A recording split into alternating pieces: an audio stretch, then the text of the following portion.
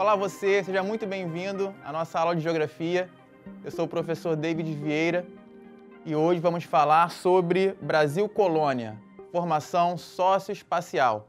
Para falar sobre a formação socioespacial brasileira, devemos usar a economia como eixo, que vai nos dar condições de entendermos como ocorreu o desenvolvimento territorial do Brasil e o desenvolvimento da nossa sociedade. Vamos começar então, quando falamos de economia, devemos entender que a nossa economia é baseada no sistema capitalista. E no início da colonização, o capitalismo que predominava era o conhecido como o comercial. A economia capitalista. Como vimos, a economia pode ser encarada e vai ser encarada como o eixo, que vai explicar tanto o avanço territorial como a formação social. E o capitalismo comercial é aquele que nos interessa aqui, pois foi no início da colonização que ele estava hegemônico no mundo. Pode ser entendido como um momento da intensificação da globalização, olha só, pela integração entre os povos através do colonialismo. Portugal e Espanha são favorecidos pela inovação técnica das novas embarcações, que são essas aí, que vocês estão vendo na tela, que possibilitaram a intensificação do comércio mundial e o avanço da globalização através do colonialismo. Portugal e Espanha saíram na frente. Sabia-se que haviam terras ainda não descobertas. Então, criaram o Tratado de Tordesilhas, que foi um tratado que dividiu as terras no mundo entre Portugal e Espanha. A partir dessa linha imaginária, a parte vermelha é a parte que coube a Portugal. Podemos ver aí que o início do território brasileiro e sua formação era uma pequena porção do que ele é hoje, na atualidade. O modelo administrativo foi o modelo das capitanias hereditárias. Essa pequena porção de território que coube a Portugal, Portugal dividiu em capitanias sob o regime das Sesmarias, que era a doação de terras para donatários, para uma pequena parcela da nobreza que vinha de Portugal para o Brasil, na intenção de produzir aqui. Então, o início da ocupação ocorreu na costa litorânea, a ocupação do território brasileiro. E isso se deu, primeiramente, através da atividade econômica da exploração do pau-brasil, uma árvore que era muito interessante e tinha muito valor na Europa, porque a partir dela se produzia uma tinta vermelha. Como os índios diziam, vermelho como brasa.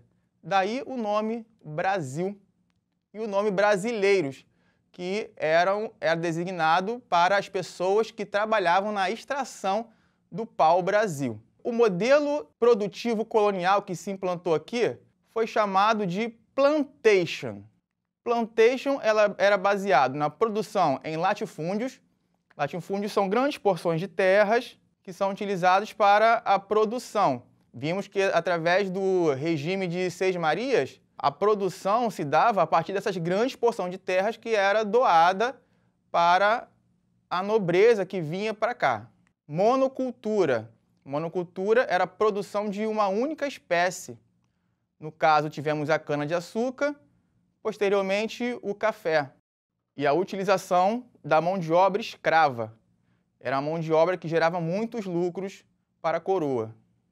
Uma produção voltada para a exportação. É importante lembrar que o pau-brasil, ele contribuiu bastante para o início da exploração, da devastação da Mata Atlântica, que é uma formação vegetal que quase foi devastada, sobrando muito pouco, hoje em dia, de sua formação original. Então, vamos observar agora os principais ciclos econômicos que ajudaram nessa ocupação do território brasileiro. O primeiro ciclo, que foi o do pau-brasil, como foi dito. Aí nós temos essa substância que era extraída do pau-brasil e produzia tinta na Europa. Tinha um grande valor econômico. Indígenas e algumas pessoas degradadas que vinham de Portugal para trabalhar na exploração do pau-brasil atuavam nesse trabalho. os indígenas atuavam ou no regime de parceria ou no regime de escravidão. Muitos eram escravizados. Porém, devido às doenças, devido às condições precárias, muitos morriam.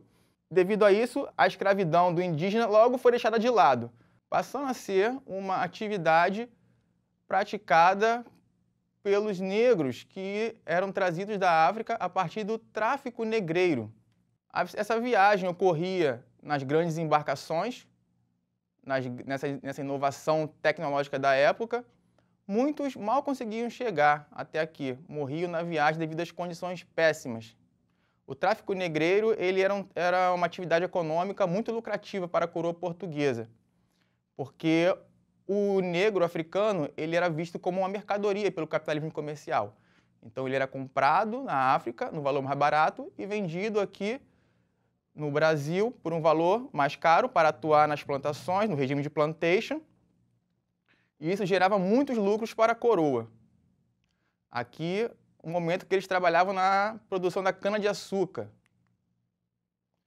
Posteriormente, a exploração do ouro com o esgotamento da cana-de-açúcar, devido à concorrência da produção pelos holandeses nas Antilhas, o ouro e as pedras preciosas, que passaram a ser encontradas pelos bandeirantes em grande quantidade na parte central do Brasil, grande parte de Minas Gerais, grande parte da região centro-oeste, como Goiás.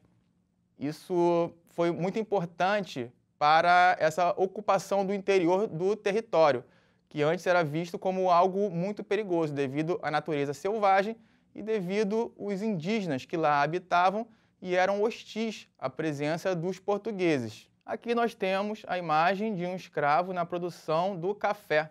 O café que foi uma das atividades produtivas do regime plantation, que também trazia muitos lucros para os colonos brasileiros. E foi muito importante em vários aspectos. Também passou a ser conhecido como ouro negro. Então agora, pessoal, aqui comigo vamos falar um pouquinho da sociedade colonial. Nós vimos que a partir da economia, a sociedade ela se formou também em função dessa economia, uma economia baseada em características que vimos como a escravidão.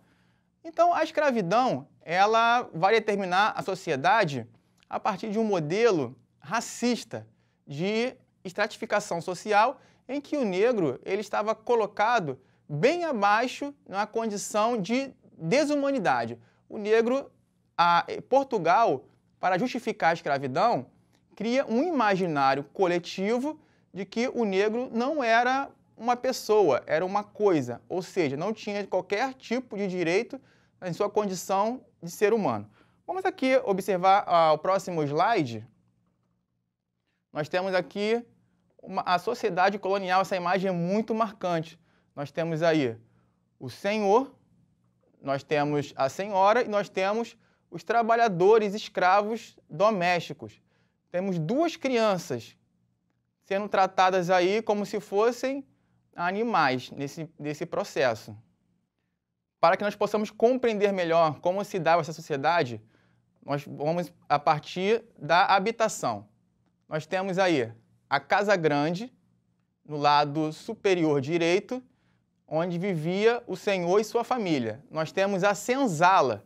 A senzala era a habitação dos escravos. A senzala ela só tinha uma porta e não tinha janelas, justamente para evitar as fugas. O pelourinho é esse tronco aí que está na parte inferior esquerda, ficava em praça pública e era utilizado para castigar os escravos que transgrediam alguma lei. E a cana-de-açúcar, que era o produto principal da época, motivo de toda essa organização social. Mais uma vez aí a senzala, apenas uma porta para a entrada e para a saída. Outro ponto importante era as características da sociedade colonial. Era uma sociedade racista, como podemos ver, oposição entre brancos e negros. O negro sendo colocado numa condição de inferioridade. Era uma sociedade patriarcal. Uma sociedade patriarcal ela é bem típica de Portugal, pois Portugal teve uma influência muito grande na Europa medieval e também dos muçulmanos, pois foram dominados por eles durante muitos séculos.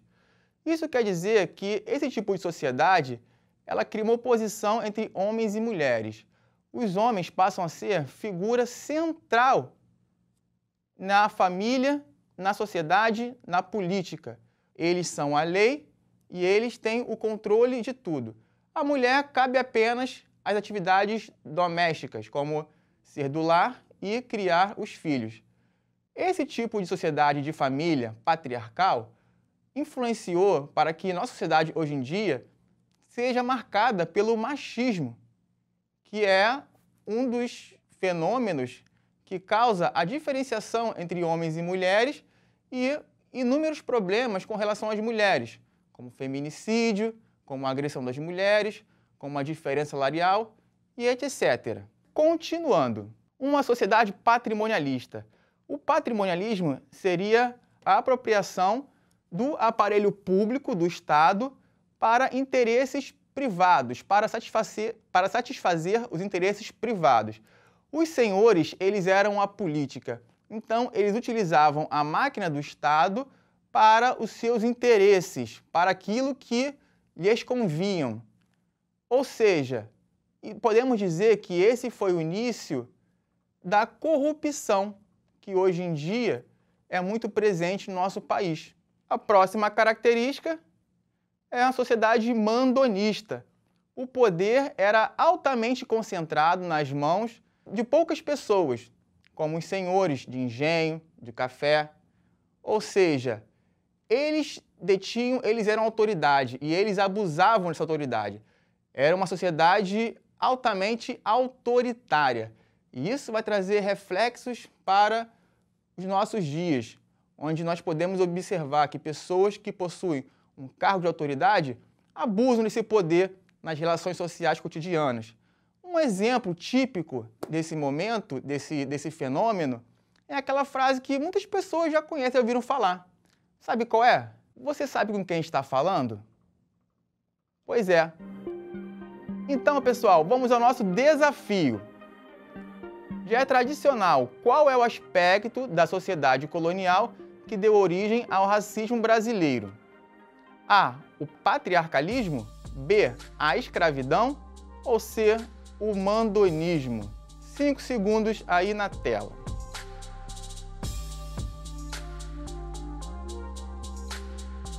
E a resposta correta é a escravidão. Ok, pessoal. Infelizmente, chegamos ao fim de mais uma aula. Tenho certeza que essa aula foi de grande importância para os seus estudos, para a sua formação enquanto ser humano também. Espero vocês aqui nas próximas aulas. Um beijo, até logo!